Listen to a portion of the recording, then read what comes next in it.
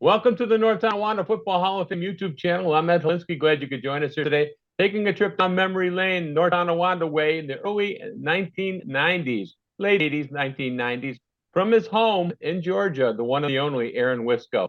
Aaron, good to have you today. Finally, good to catch up with you, and thanks so much for joining me today. Yeah, you're welcome. Sorry, you froze there for a second. Yeah, thanks for having me. Excited and honored that you asked me, and that Mark Burke, my good friend from North Tonawanda, asked me to join. So thank you. Let's start from the very beginning. Your interest in athletics and growing up in North Tonawanda. Yeah, I grew up right by Vetter Stadium on Lindsay Place, which is off of Payne, kind of kitty corner from Vetter. And you probably know there's a big field there. We had the tennis courts, the big field, the soccer goals. Not that we played a lot of soccer, but the baseball field. So we were over there all the time, me and my friends. Wally Wisniewski was one of my really good friends. Anthony Muley was a couple doors down, Jason Borton, I remember that name, Tim Zylik. We used to go over there and just play, 2-on-2 sandlot. And it was great, man. Those were great times. Gosh, that was, like you said before we started here, 35, 40 years ago. It's been a minute. Hey, I got to ask you about that T-shirt. How old is that T-shirt that you're repping the NT Athletics? Oh, that's a good question. Eric Jancy got it for me. Gosh, whenever he was the head coach. When was that? Maybe 10, 15 years ago ish. Yeah, he got me this. He got me a couple sweatshirts, T-shirt. I got a hat, but it doesn't really fit my head. It's actually up there behind me. It's the 2000. When did they win the state? 2009, maybe. 2009. Yeah, that was awesome. But yeah, I got it all from him. So thank you, Jancy, if you ever watch this. I didn't see him. Did you interview him? We did a short little one. Eric is a man of few words, and I don't think he's very comfortable doing something like this and this type of length. But maybe one of these days he'll be interested in doing it. We could sit down and have a longer conversation with him. I would like that opportunity. Hey, I want to go back to your youth sports. You were a tennis player. You played basketball, which you had a lot of success, and you had a pretty good success at football. Now, did you grow up sandlot, or did you come up through the Tyro program for football? Yeah, no, never played any organized football till I think it was 8th grade, actually. Mr. Adcock, Coach Adcock, rest his soul. He was a great guy. I think he cut me from the freshman basketball team. I think it was. Oh, sorry. I said yes. Coach Andy Adcock. He the freshman basketball tryouts. I think in 7th grade, and later on that year, he goes, "Oh, Aaron, you should try out for the football team." I'm like, "Oh, okay, freshman football, that is." And he was a great guy. He was the one guy that I remember seeing at, they did the NT Basketball Hall of Fame thing a few years back with Mr. Jaccarino, and he was there. I was like, oh my God, Coach Adcock. I hadn't seen him in, I don't know, 20 years. And I know he passed away recently, but it was just great to see him. He was a kind of a man of few words, but a very, really strong character guy. I really looked up to him and his brother, Fred, years ago, 30 years ago. The combination of tennis, basketball, and football is not one that you see or hear about every day. Why the tennis thing? And I understand the basketball and football, because back then they seemed to go in combination from a fall to a winter sport. But tennis is a little bit different, especially for the guy who's muscling up and lifting weights and rebounding basketballs and that type of scenario. Yeah, it was because I grew up, one street over from the Tabor tennis courts. Played there all the time as a kid. Me and a kid named Brad Kern from North Tonawanda. He lived right across the street from the courts, and then Michael Loyan, who was one of my coaches. I think it was, what was it called back then? The NT Youth Department, or the Youth Center. And he kind of got me more into it. And then I played with Glenn Lendell on the varsity team. I think that was in 7th or 8th grade. And we did really well. I think we made it to the state. We didn't win the state doubles, but we went pretty far. So yeah, I just grew up playing from the time I was 6 or 7 and really enjoyed it. It's obviously a lot different than football and basketball, but and actually just 20-something years and just got back into it. So that's the reason why, because of the courts being right there. Otherwise, I probably wouldn't have played, but I'm glad I did, because I really enjoy tennis. football wise, talk about your freshman football experience, your JV football experience, and when you reached varsity. Started it was eighth grade, and like I said, I played for the Adcocks, and I believe it was the Adcocks were the coaches, and they ran kind of like a wishbone kind of offense, and I wasn't the fastest, slickest guy on my feet back then, or now, or ever really. So they put me I think I was playing outside linebacker at the time in eighth grade. It was fun, but yeah, it was a learning experience because I never really tackled anyone or hit anyone before. And we had Jason Peach Riley as our quarterback, who was great because he was quick, he was fast, he could throw the ball, and it was kind of my first introduction to padded football. And I'm playing linebacker, trying to tackle these guys, not really know what I'm doing. But it was fun. It was a learning experience. And then the next year, I think ninth grade was when we combined with Payne and Rezel, because that eighth grade year, I remember, I think Payne and Rezel, we were both undefeated, or maybe one team we had one loss each, and we played them, and they just murdered us. Rezel, I remember, Mark Burke, Chris Perna, who I saw you interviewed. They were just tough, hard-nosed kids, and we were Payne guys. We thought we were the tough guys, kind of the other side of the tracks guys, growing up tough. Where Worldser Park was more Rezel, more well-to-do, if you would. But they really knocked their socks off that day. And but then we combined teams as ninth graders, and I don't think we went undefeated. We might have lost one game early in the year, then kind of ran the table after that. And that's when I think I played quarterback that year in ninth grade. And it was a lot of fun just combining those teams. Like I said, meeting Mark Burke, Perda. There's a ton of other names that I'm forgetting right now, but and then from there, maybe I might be getting the names mixed up. Who the JV coach was? Maybe Mr. Adcock was JV. I don't really remember much about JV football. I think I was playing defense as well still, because we kind of ran that wishbone running offense. And it wasn't until I was playing in high school when we kind of ran that more wide open passing offense with Coach Doug DeLuca, who's a great guy, and I got to be friends with over the years after football.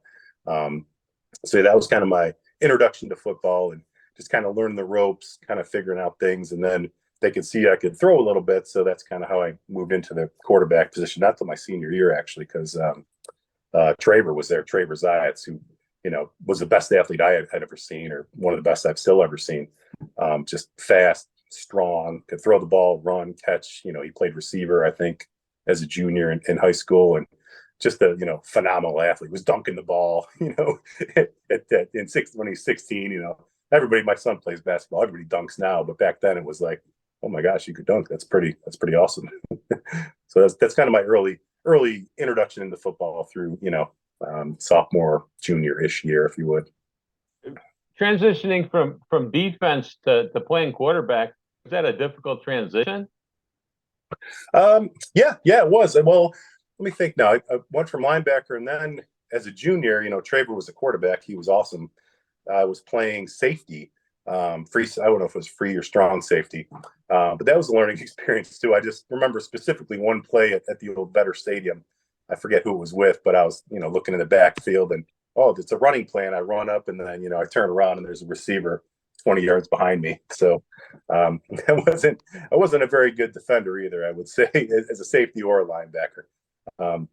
So it wasn't until my senior year where I transitioned there, and Coach DeLuca was awesome. Pretty sure he played at Miami. He played with like Bernie Kosar, Jim Kelly, those kind of guys, backed him up back in probably, I don't know, the 80s-ish. He wasn't that much older than us at the time, but he really loved that passing game. I've watched some of your old videos and some of the old games they have posted, and just seeing how much we passed, and it was kind of a he was ahead of his time, if you will, with the passing game. We weren't great at it. We were okay. We had some great receivers like Danny Maines and Wally, and before that was the Rich York, and Edwin Rivera was really speedster. So he loved that passing game. He hated running. He would throw the ball every time if he could. But then we had some great running backs too. We had Snopper, Jeff Snopkowski, Josh Hacker. Before that, it was Mall. His name was, I think, Kyle Mall or Brian Mall. There was two of them, brothers or cousins. But it was just a lot of fun. playing that style of offense back then. Kind of think back and look back at those videos, and everybody else was running kind of more of a power game and throwing a little bit, whereas DeLuca was he was all about the passing game. Man, it made it a lot of fun as a quarterback, that's for sure. What was your experience like playing at the old Vetter Stadium? Yeah, Vetter was great. Like I said earlier, we grew up right on Lindsay Place, so I was there quite a bit. I remember actually though they locked the gates back then because they didn't want people going in there and messing with the field if it was lined or whatever. But me and my friend Wally, he lived right there too on Payne Avenue and Stanley, or one of those streets, Bennett. Actually right down the street from Coach Anastasi. And so we used to go over there, run the steps, and then run the field. And one thing you really notice, if you're never on the field, is how crowded it was. That was crazy. I mean, you're on the sidelines, our sidelines, and you look over and you could barely see the other sideline. And then I guess just with that, I didn't really go to a lot of high school games as a kid, just because I wasn't super into football. It was more, tennis, basketball, played baseball. But once you're playing on the field and you see all the people around, they're 3-4 deep most games. TNT, of course, is a whole other experience. But just the under the lights, and Mr. Grapes, I think his name was, the old announcer there. He was great. I remember that voice, called the play. He was kind of the play-by-play guy on the loudspeaker, and just the atmosphere and the excitement of it. And I know a lot of great players, obviously, before us played there in the 60s, the 70s. I saw actually Mr. Roman was one of your interviews. I'm friends with his son, PJ. He was kind of talking about the old days and how some of the great players he played with. It was kind of neat to, after you reached out to me, I kind of went back and looked at some of the videos. And, I saw Wolf Blitzer you interviewed. I was like, oh my God, I love Wolf Blitzer. I knew he was from Buffalo, but how did you land him? You reach for the top, you swing for the fences, and sometimes you hit him over the fence. So, awesome. He answers his own emails, and you get the time when Wolf is available to give you the time, and they give you only a certain amount of time. And God forbid if you have any technical issues, because the clock is counting against you. So Wolf was a Kenmore West guy, and he was a lot of fun talking about. I mean, his interview, he talked about the same things that he's done in the past as well too. He didn't vary too much from it. So, but it's always fun talking to a celebrity like him, and also a celebrity like you and the NT lore.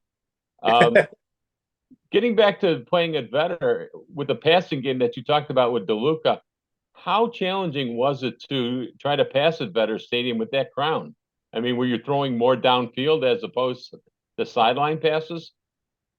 Well, yeah, I remember some specific sideline passes because, if we were in the middle of the field or on, like, say, the left hash, and you were throwing down the left side, it was more of a downhill throw than it would be if you're coming across. I mean, if you're coming across the field from the left hash to the other side, that's a very tough throw, and most good DBs back then would knock it down or pick it off. So yeah, it was. I don't know if fields like that now are like that. I know they don't play it better anymore. I've been to the new stadium a few times, but it's been quite a few years. But I don't think they're quite that crowded anymore. So yeah, it was definitely challenging, and even going back some of the getting called watching some of the old games on YouTube and things that they posted on the website there, you can really see it.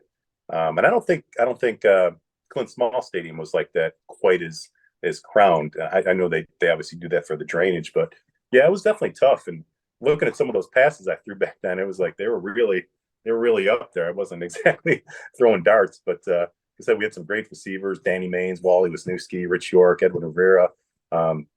Yeah, and Kevin Piper out of the backfield. I don't think I mentioned his name yet.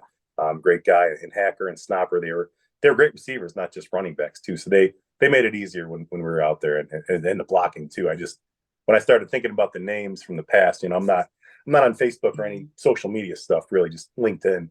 But yeah, thinking about some of the old names like Mark Burke, obviously, who I keep in contact with. Al Regdos, whose uncle was Lex Luger, so he was a big workout guy. He was a tackle. He might have played a little tight end. Like Jake Osher, Rob Gephardt, Eric Smith, Matt Seward. I mean, these are names that I haven't thought about in 30 years. I'm like, wow, those are great guys. And thinking about this kind of stuff kind of makes me want to get back onto or get onto Facebook or Instagram or something. But I don't know. It's just not for me, I guess.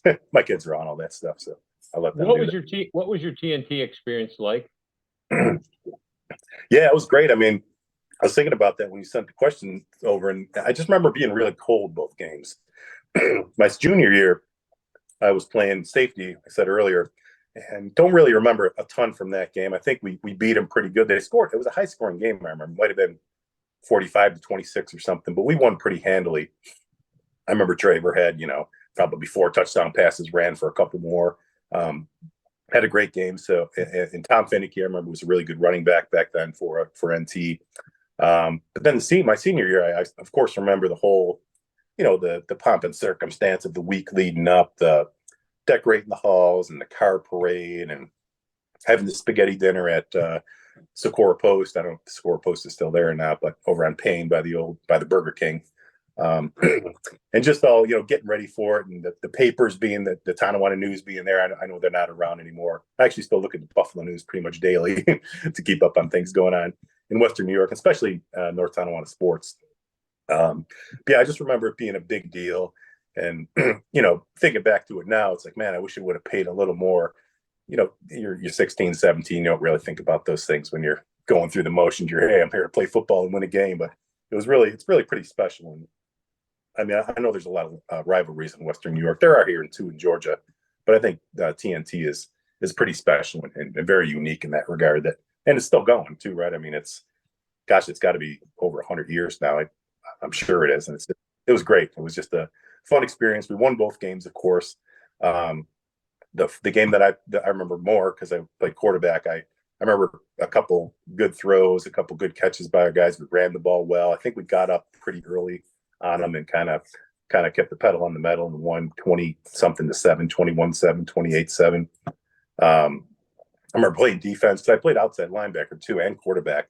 So, I was going from defense to offense back and forth. And I just remember making one pretty good hit on a guy. I don't know if it was a receiver or a line or running back, but, I wasn't a big hitter. I was more out there to cover guys. And, I really don't know why they played me a linebacker. I wasn't that great. I'm sure there was people better than me, but, we had Chris Perna in the middle, who was great. Alan Regdos, who I mentioned earlier.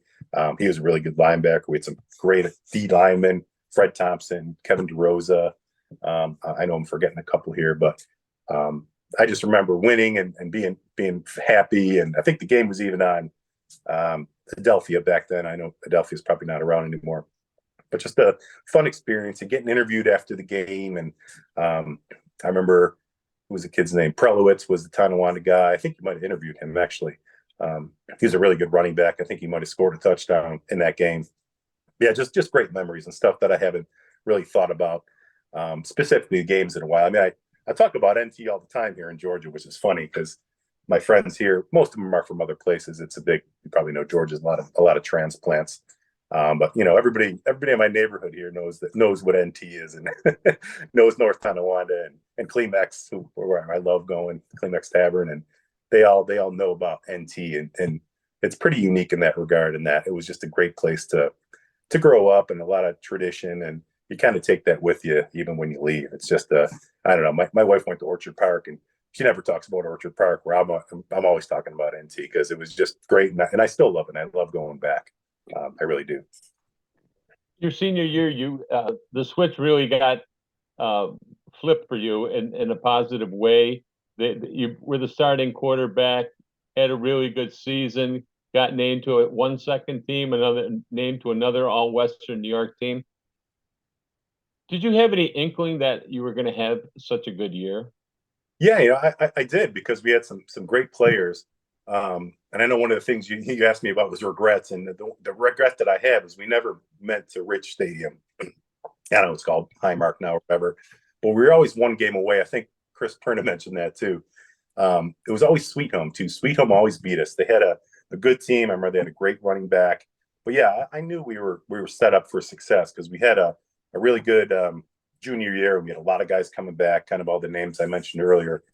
Kevin Piper and Perna playing linebacker, Mark Burke at center, Wally and Danny Maines on the edges at receiver.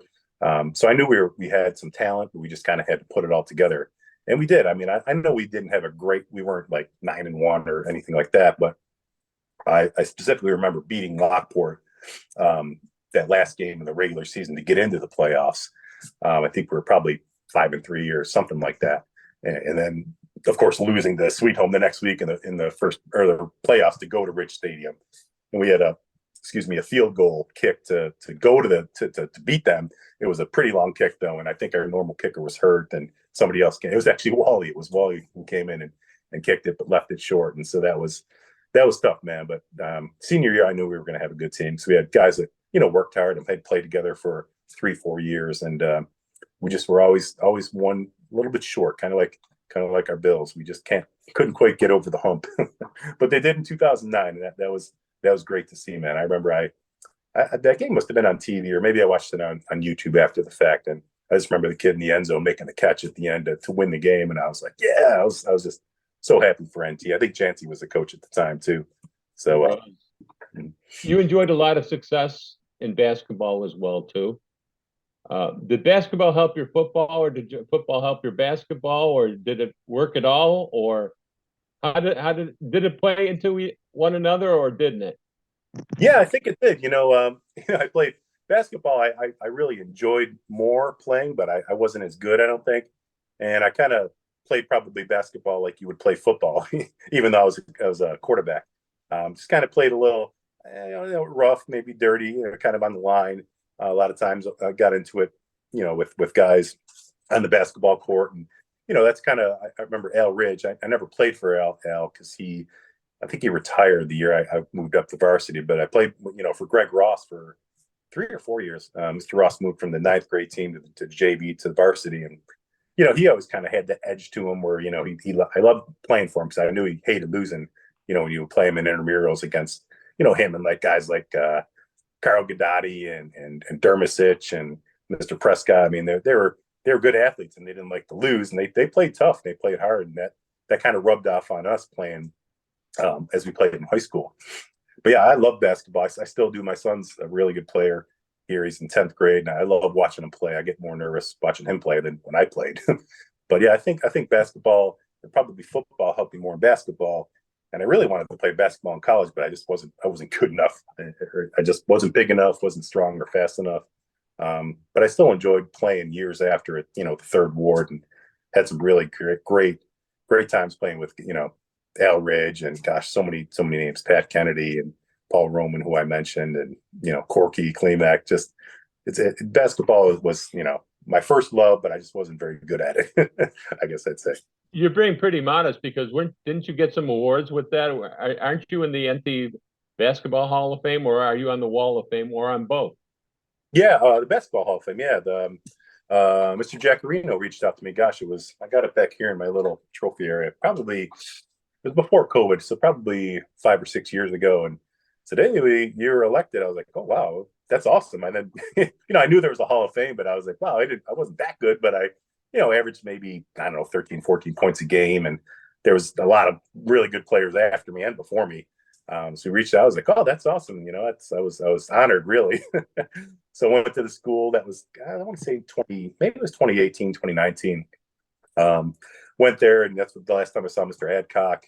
Mr. Ross, Greg Ross was there. He's the one who kind of said the speech to induct me, if you will, just to see a lot of the old guys there from the third ward and from my playing days and stuff was awesome. So again, basketball, we played with a really good team too. We had Dave Kavanaugh, Steve Lozwick, who went on to be a great volleyball player. I don't know if he played in the Olympics, but he played somewhere big like USC or UCLA.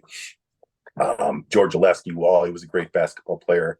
So it was a lot of fun, and I would just run down the court, get the rebound, try to get a fast break, get the rebound again. I wasn't very skilled, but I was just a hard worker, I guess, and loved rebounding, and always kind of pushed the limits of what was legal and fouled out of a lot of games, I remember. Of all the sports, tennis, football, and basketball, what's your first love? What do you have your passion? What was your passion for? Well, I love golf, really, but I'm really bad at that. But I would say basketball was my favorite. I mean, tennis first when I was young, because that's kind of what I knew. And then like we played a lot of street hockey too. We used to play street hockey in the Tabor court when they took the nets down, but I wasn't good at hockey either. So I'd say basketball was kind of my favorite, my first love, if you will.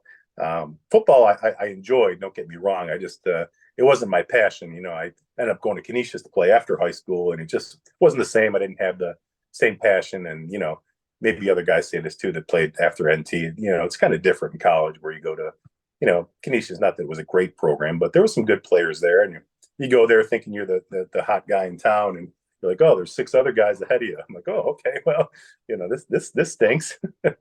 But yeah, I'd say basketball and tennis.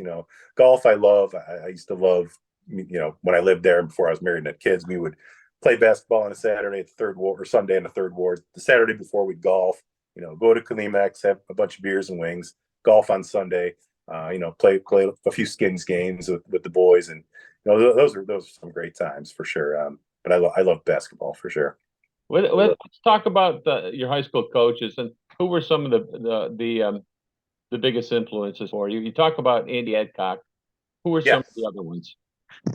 Yeah, I would say early on it was kind of basketball. I remember when I was looking at the questions, I was like, I remember Steve Silsby, who you may or may not know the Silsby name, but he was one of my first coaches in Pale basketball, and really enjoyed the way he played. He was a good player. I don't know if he played in college, but I know he coaches still. So he was one of the first for sure. Mr. Ross, Greg Ross, on the basketball side, Andy Adcock, Fred Adcock, Doug DeLuca, who I, he's a fun guy. I mean, he's a fun guy to hang out with after high school too, as I got to know him and golfed with him a few times. Put up a couple fences for us over the years when we lived there too. I don't know if he's still doing that or not, but and Coach Anastasi was, he was a really good leader. I think I thought of him, when I kind of thought back on coaches that we had, he was kind of a really good delegator. He didn't really get in your face too much, but if he was mad about something or wanted you to do something different, he would let you know, but he would kind of let his coaches coach. He was more of a CEO, if you will, of the team, and just had a lot of respect for him. And I knew he had a great playing days in his day too. Coach Hoppy, I remember, I don't even know his real name, Coach Hopkins. I remember he was our D-line coach. Mr. Burke, of course, was a great guy. He was one of my favorites. I think he's probably a lot of people's favorites. Just a great guy. You could talk to him about anything. He made it fun. DeLuca, of course. Never played for Gadati. I just played a lot of intramurals against him. I mean, he used to beat the heck out of me. He was, guys like this, and you're 16, 17, 160 pounds. He would just throw you to the side, and it was fun though, because I enjoyed playing against him. So I'd say those guys. Mr. Vona, who too, I think you interviewed Coach Vona for. He was our, yes. Yeah, he was a really good guy too. He knew his stuff, and Coach Williams. I don't know if you did. Chuck Williams? Very well. Oh, you do? Okay, yeah. So he never coached in NT when I did, but I played 1 year at Canisius for a guy named Barry Minter. He retired or whatever, and then Coach Williams came in. It must have been 99. No, I'm sorry. That's not right. When I played 95, 96. And I knew he was an NT guy. He was a great guy. I mean, his arms were like out to here, and he was 65, and he's in there benching 315 like nothing. And he was a really, really good guy too. I really respected Coach Williams. Is he still alive? No, he passed away a couple of years ago. I did something with him early on, and then he passed away about 10 months later. I mean, he'd been ill, but it was great to catch up with him. He was a neighbor of mine on North Avenue. That's how I knew him. I knew him when I was little. I was 10 years old. I mean, Chuck Williams and his family. When you finished up at Canisius and quit playing football, how difficult was it for you to take the helmet off and the pads and put away the cleats? Oh yeah, not hard at all, really. Ed. I mean, like I said, I love playing, and I met some of my best friends in the world playing college football. Justin Drew, John Murphy, but I kind of lost that passion for it at kind of after high school. Maybe a couple of years in college. I really enjoyed playing. Don't get me wrong, but I wasn't like, oh my gosh, this is the end of the world for me. I can't play football anymore. Plus, I was going to school. I got a MBA in 5 years, so I was going to class in the morning, going to practice in the afternoon, going to class at night. It was kind of a grind, and I was just kind of glad to be done with it, honestly. And I played mostly special teams. I was the special teams captain, if you will, in college. Punt team, punt return, kickoff return. Never played a ton on offense or defense. I played tight end and had a touchdown or two, but never was really. And I couldn't block. I wasn't a great blocker. I was a quarterback, and I started working out and added all this size. And like, oh, you got to move to tight end or H back, we called it back then. Like, okay, sure, great. I'll catch 50 balls a year and catch 10 touchdowns. And it was more blocking, and I just wasn't a very good blocker. And then they moved me to punter, which I learned to punt. That was kind of fun. I remember Coach DeLuca and Mr. Burke came to a game once, and it was probably my best game ever as a college player. I think it was against Alfred University at the time, and I went down on a kickoff and kind of broke the wedge and knocked the guy's back and made a tackle. It was like in that game I had my one touchdown catch of my career, I think, as a tight end. So then it was fun to have them there. I knew they were there. I was kind of extra pumped. But I really didn't miss playing at the end. I mean, I love playing, but from NT to Canisius, it just wasn't the same. I mean, so like I said, great program, great guys there. I made some great friends and Coach Williams. But it wasn't hard to turn it off at the end of 4 years for sure. Let me ask you, during your high school and college careers, how many concussions did you have? Well, you probably know this. I think other people have answered the same way. They didn't really measure them back then, right? I mean, I do remember one specific one time at Frontier we were playing. And I don't even know if NT plays Frontier anymore, but I think it was on defense. I was going for a tackle, and I tackled the guy. I just remember his cleat hitting me in the chin, and I was kind of like dazed for a second. And somebody, I think it was Al Regdos, was like, "Hey, Wysko, are you okay?" And it's like, "Oh yeah, I'm great." Then I started walking around in circles and kind of went back to the huddle. And we lost that game too. That was one of the games we shouldn't have lost. I mean, they're probably a good team, but I can't believe we lost that game. But that was the one specific time I remember. And one time in college too, we were playing. I think it was St. John's. They had this kid on kickoff team. I was on kickoff return. He was 6'4", probably 260, just jacked. Fast. And every time he was coming down my side, I think we're running a kickoff right. I see him coming, and I blocked him, and he just leveled me. And I remember it's this finger, because my fingernail's not the same as the other ones. The fingernail snapped off, bleeding everywhere. But he's a nice guy. I remember him. He's like, "Hey man, you all right?" I'm like, "Oh yeah, I'm fine. Just my finger. I thought it was busted, but it was just my fingernail cracked off." So yeah, those were the two times. But playing quarterback, not a ton, or linebacker. Like I said, I probably had some, but not that I specifically recall, other than probably those two times. All right. Besides the one regret you talked about, what other regrets might you have had regarding your high school career? It could be tennis, it could be basketball, it could be football. Yeah, you mentioned tennis. I really wish I would have stuck with tennis a little more. I played 7th and 8th grade on varsity. But then kind of quit because, tennis, everybody's like, it's tennis. It's kind of a, whatever sport. You're not cool if you play tennis kind of thing. So I kind of gave it up after that and tried playing baseball for a minute with, what's his name? Coach, not Gisela, whatever his name was, Coach Tremonti. He was the coach of baseball back then. But I think I got cut from the team as a 9th grader. I wasn't very good at baseball. So I wish I would have stuck with tennis, really. Because I really enjoyed it, and I was decent at it for back then. It's funny. I live here in Georgia now, and Alta's it's an Atlanta Lawn and Tennis Association, I think it's called. But tennis is so huge here. I mean, if you compare the talent levels from here to to up north, if you will, and NT, it's just night and day. But I wish I would have stuck with tennis. Not that I would have went anywhere far, but and I wish I would have probably worked out a little more weightlifting. We didn't really lift a ton back then. I mean, some guys did, mostly the linemen, maybe some of the linebackers, and some of the guys that were bigger. But we didn't. I don't remember anyway having a specific weight program where you had to lift 3 days a week or 4 days a week, or like it is now in high schools. I mean, the high schools here. I mean, we got 10 guys a year getting D1 full rides to Alabama, South Carolina, and they're in the weight rooms, all the time. I know it was a different time back then, but I wish I would have, taken it more seriously and exercised more and gotten more in shape for it. But again, it was kind of a different time. But I guess my biggest regret would be not sticking with tennis longer than 8th grade, really. You talk about the Georgia area being an area of people from different parts of the country. When you talk to people about North Tonawanda, what do you tell them?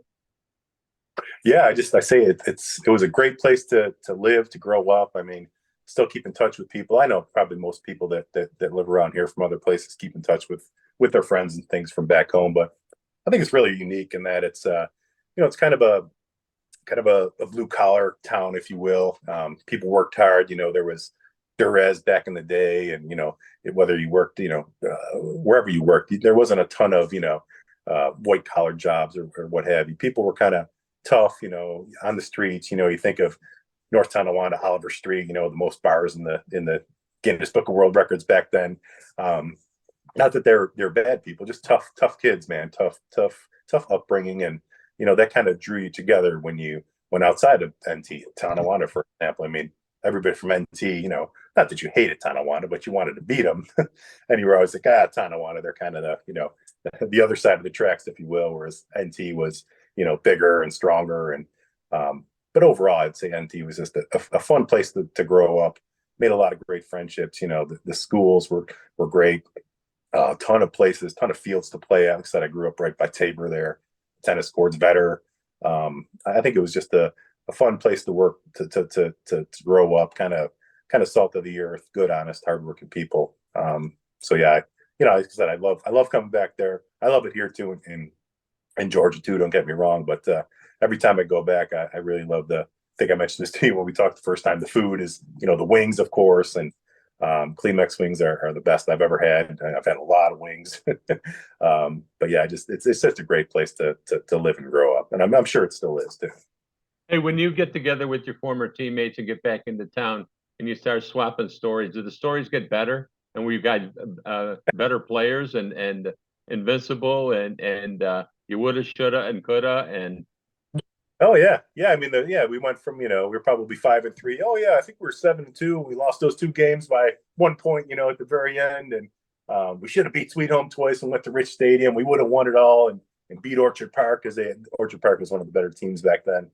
But yeah, it always gets better, especially in that and basketball, and just talking about times like at the Third Ward and playing at Deerwood and all that stuff. Those are just great memories, and I'm glad you reached out, because it's not something you think about, or I think about kind of day to day, just going through life and working and raising a family and all that stuff. It's great to kind of think back where you came from and really appreciate it. So I'm glad you're doing this, and I'm sure everybody you talk to kind of has that same feeling. got to ask you something. You do have the pedigree with the Western New York and All League honors as a senior in high school football, and that would qualify you for the North Tonawanda Football Hall of Fame. You're not in there now, but if you were elected or chosen, what would that mean to you? Yeah, it'd be awesome. Like kind of like the basketball thing was unexpected. I would really love it, because I know I don't know if they do it every year or every few years. But back when I lived in Western New York, excuse me, sorry, my dog's barking. Everybody must be home. Probably 12 or 15 years ago, I forget the gentleman's name that ran it, but I talked to him a little bit, and we're like, hey, yeah, kind of the same question. I'd love to get in someday if you guys thought I was, worthy with the career that I had and the teams that we played on and teammates that I had. So yeah, it would be great, man. I would love it. I would definitely come back for that. And yeah, it would mean a lot for sure, even though it was 30 years ago. It's kind of a nice thing, and get to see some old friends, some old teammates. That'd be fabulous.